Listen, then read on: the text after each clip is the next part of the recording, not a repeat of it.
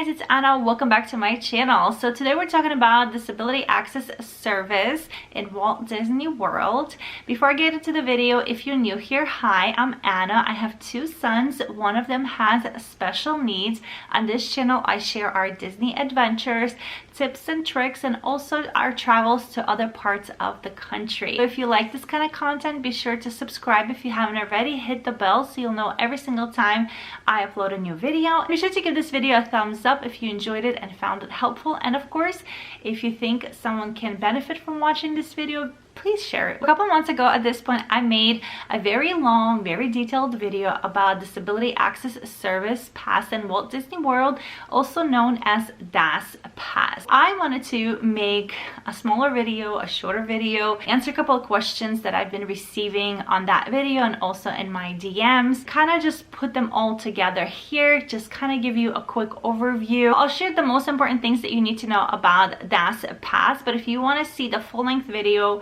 definitely check it out. I'll have it linked right over here and down in the description below. Okay, so Disability Access Service Pass is available in Walt Disney World parks, and it is for people who have disabilities that prevent them from waiting in the regular queue line in Walt Disney World parks, whether it's for a show, for attraction, or for anything in between. All right, so who qualifies for Disability Access Service Pass in Walt Disney World? So there's not a list that's available anywhere on the Disney website or in the universe. It's honestly case-by-case basis, and I strongly recommend that you do speak to a cast member, but also remember that Disney will never ask you for any sort of proof of your disability or doctor's note or your diagnosis or anything like that. Usually what I have seen is that people who have cognitive disabilities, mental illness disabilities, invisible disabilities, those people usually will qualify for the pass.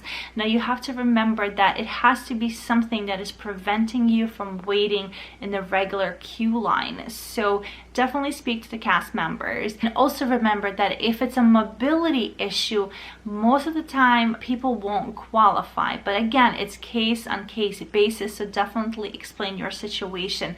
But if someone has a mobility issue or just has a hard time standing in the long queue line, they will typically recommend renting a wheelchair or even the electric scooter. That way you could take it all the way up to the ride and you don't have to stand in the physical line. Also remember that people who get approved for the Disability Access Service, they're not skipping lines, they're not going in front of the line, they are waiting in the same line as the next person, but they could just be, you know, using the bathroom or having a snack or going on another ride, just waiting outside of the ride. So you're still waiting the same amount of time, just not in the physical line. So now, how do you register for Disability Access Service Pass in Walt Disney World? So you have two options now. First option is you can pre-register 30 days from your first park day, not the first day that you arrive at Walt Disney World, the first park day, and no later than 2 days before your trip. So you could register before. If you choose to register before, you simply have to go to mydisneyexperience.com and log into your account. Make sure that everyone who's in your party is linked and all the tickets and everything is active. And most importantly, make sure that the person who is requesting the pass is present, because they will like to speak to the person if it's not a minor, and they will always take a photo. Now the wait could be crazy. So you could potentially wait an hour, or you could wait 8 hours, or anywhere in between. And I will link my video where I went into great detail about this Disability Access Service Pass, explaining everything in much more detailed form. And also I showed the video where we actually registered for the pass for my son. So if you want to see that, it's going to be linked here and down below in the description. So you could choose to do it that way. The perk of doing it before your trip is that you get to book 2 attractions before you even get to the parks. So if your trip is 5 days, so every day for those 5 days you can book 2 attractions per day. So once you're approved, you're then able to speak to the next cast member who will help you select your attractions that you would like. I will also link those helpful links of full rides and attractions that you're able to book for each park down in the description below, so definitely check it out. They're very helpful. It's good to know where you can go. Also remember that not every attraction is available for pre-booking, but every attraction is available to you once you're in the park, okay? Because a lot of people get discouraged. A lot of people say it's not fair. How come you can't book this ride or that ride just because you're using a disability access service pass? But this is only for pre-registration. Once you're in a physical park, then you could book anything. Then the cast member will send you a link, and it's going to be for, I believe it's 3 days, maybe 4 days of park information. So you're going to put the date, the park, you're going to put the rides that you would like to book, and then you're going to put the time frame, whether you want it in the morning, afternoon, or evening. Remember that these passes, these disability passes that you get before you even get to the park, they will expire in 1 hour. No if, and, or but, nothing. Book them very smart. So if you know that you're not going to be in the park at 9 o'clock in the morning, there's no reason for you to take Big Thunder Mountain, you know, at 9:15. Because once 10:15 comes, that ride just poof, it disappears. They are gone and you cannot get them back. Get this confused or mixed up with the ride booking using your disability access service pass in Disney when you're physically in the park. Those passes, those rides don't expire. So once you physically are in the park and you want to book Haunted Mansion, and say it's right now 10 in the morning and you booked it and your return time is in 1 hour, so it'll be 11 o'clock, and then you decide that you want to go back to the hotel for 5 hours and then come back, you will still have that pass. But the passes that you pre-booked during your pre-registration period before you got to the park, those will expire. I hope that makes sense, because I definitely got a lot of questions about this. Maybe I didn't explain it well enough in my other videos, so just keep that in mind. The pre-registration passes will expire in 1 hour. The passes that you do in the parks, they don't expire unless the park is closing or the ride broke down. Then they'll give you a multi-experience pass, okay? Okay, I hope that's clear. And the other way that you could register for disability access service is when you're physically in the park. So you also have to have everybody there, the person who's requesting the pass. You have to make sure everybody is linked. And once you physically are in the park, you can either go to guest relations, which could be iffy sometimes, or you can go to the cast members under the blue umbrella. They will be all over the park. Like, honestly, probably those are your best bet, because there's usually like 3 or 4 or 5 cast members, and usually there's not a lot of people waiting, because guest relations is usually, or guest services is usually packed. So if you see one of them is more busy than the other, then go to the other one. And it's going to be the same thing. They will ask you a couple of questions. Then if you're approved, they will take the picture. They will link everybody. And from my understanding, it's 6 people that could be on this pass, or I should say maybe reservation. So if you have a party that's bigger than 6 people, definitely speak to the cast members. I'm not sure how that would work, because it's usually just 3 of us or 4 of us who are traveling, so definitely ask them. Okay, a question I get asked quite often: should you still book Genie Plus if you have a disability access pass? Yes, yes, yes. Especially for Hollywood Studios and Magic Kingdom. Those parks are a must. So you have to understand that obviously everybody has different needs. I have a son, and he doesn't understand the concept of waiting in line. It's very difficult for him. He also doesn't understand why he can't go on the ride multiple times.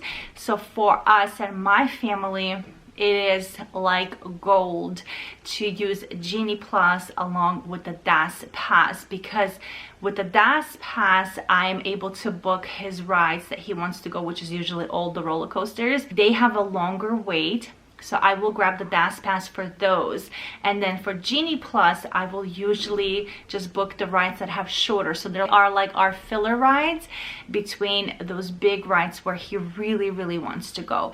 Because remember, once you have your Genie Plus and you book a Lightning Lane, once you scanned in, you can right away go ahead and book another one. That's why I recommend using the Genie Plus and Lightning Lane for the shorter rides, saving the Disability Access Service Pass for those longer wait time rides. When you have Genie Plus and the Disability Access Service Pass, you could really stack rides together. So especially if you're not a morning person, or if you're a person who likes to go to the resort in the middle of the day, you could utilize those periods of time to really stack rides together. So essentially you could have multiple Lightning Lanes stacked, and you could also have a Disability Access Pass that you booked within the park if you're leaving for a midday break. And you can also have your pre-registration passes that you booked before you even got to the parks. But make sure when you do book those passes, that's why I said it a little bit earlier, that you really pinpoint when is it best for you to book. So if you know that you're gonna have a very easy morning and then have a midday break and really hit the park hard in the evening, so then just book those passes, the pre-registration passes, towards the end of your day, so that way you don't lose them. So I hope that made sense. If you have any more questions, definitely leave them down and I will do my best to answer them for you guys. Okay, another question that I get asked is, can we park hop and use the Disability Pass in the other park? You can, but you cannot book any rides or attractions until you're physically in your second park. So if you started in Magic Kingdom and then you're hopping over, say, to Hollywood Studios, you physically have to be in Hollywood Studios in order to book your next attraction utilizing your DAS Pass. And that also kind of goes hand in hand with, even when you pre-registered and on your account it says that you're approved and you have your pre-registered Disability Access Service passes, until you physically scan into the park, you cannot book a DAS Pass attraction if you're not in the park. So remember that you physically have to be in the park in order to book. So in other words, not to make this super confusing, if we started out with our two pre-registration attractions that we got before we got to the parks, and today we're going to Magic Kingdom, and as soon as I scan, I can go ahead and use my Disability Access Service Pass and book another attraction. So that will mean that you will have 3 attractions that are booked through your DAS Pass at one time. Okay? All right. And lastly, a question that often comes up: how do you use your DAS Pass when it comes to virtual queue lines? So Disney has a few rides that utilize virtual queue lines. So you still have to get into the boarding group, right? You need to get into that virtual queue. Once you have a boarding group and your group is called, you will walk to the cast member, obviously show them your group that it's been called, and then tell them right at that point that you do have a DAS Pass, and they will tell you to go through another lane, which is essentially like a Lightning Lane or the old Fast Pass lane. So you will go there, because if you don't tell them at that point, you might be thinking like, oh, okay, my group is cold and we're just gonna go right in, right? But there's like 50-60 other people who are going at the same time with you, so you're going to end up waiting quite a bit even after your group is called. So definitely, once your group is called, walk up to the cast member, verify it with them, tell them that you are utilizing a DAS Pass, and they will send you through a different way, so that way you don't have to wait much longer. Another thing I forgot to mention, you can't use your DAS Pass to meet characters that don't have a Lightning Lane, like that. It's not an attraction that you just, you know, randomly and walking by and you see Jasmine and Aladdin having a meet and greet. If they don't have an official attraction where you could schedule a Lightning Lane, you cannot use your DAS Pass for those types of meet and greets. It has to be like if you're meeting, say, Mickey and Minnie in Animal Kingdom, they have a specific, I forget where you meet them, but it's in their like safari gear. You could meet them there and you can utilize your DAS Pass for that. To meet Mickey, but sometimes it's Mickey and Minnie in Town Square in Magic Kingdom. You could do that. Like I said, like when a lot of people go during parties, like Halloween party or Christmas party, and there's so many meet and greets, you can't. That's a no-do. This question always comes up without fail every single time in so many Facebook groups and just everywhere. Can I utilize the Disability Access Service Pass during the parties? Yes, you can. Yes, yes, yes, you can. Don't worry about it. You will always get mixed answers, yes and no and no, and why would you want to? The wait times are so short, but it doesn't matter. It's none of their business. If you want to utilize the DAS Pass during the Halloween party or the Christmas party, you can. Typically, yes, they are correct. The wait times are shorter because you still sometimes have to wait like 40 minutes or 35 minutes for 7 Door Smart Train. So you could essentially use your DAS Pass for that. And to be honest, that's what we do. When we go to these events, these parties, my kid wants to ride all of the roller coasters over and over and over again. And I am being completely honest, we go to 7 Dwarfs Mine Train like 5 times, pretty much back to back, back to back, back. Absolutely, you could utilize your DAS Pass during the parties. All right, guys, I was trying to keep this as short as possible. I don't know how long this is going to be, probably a little bit longer than I wanted it, but I hope you found this video helpful. If you have any additional questions, be sure to leave it down below and I'll try my best to answer. If you found this video helpful, be sure to give it a thumbs up, subscribe if you haven't already, and have a magical time. I'll see you real soon. Bye.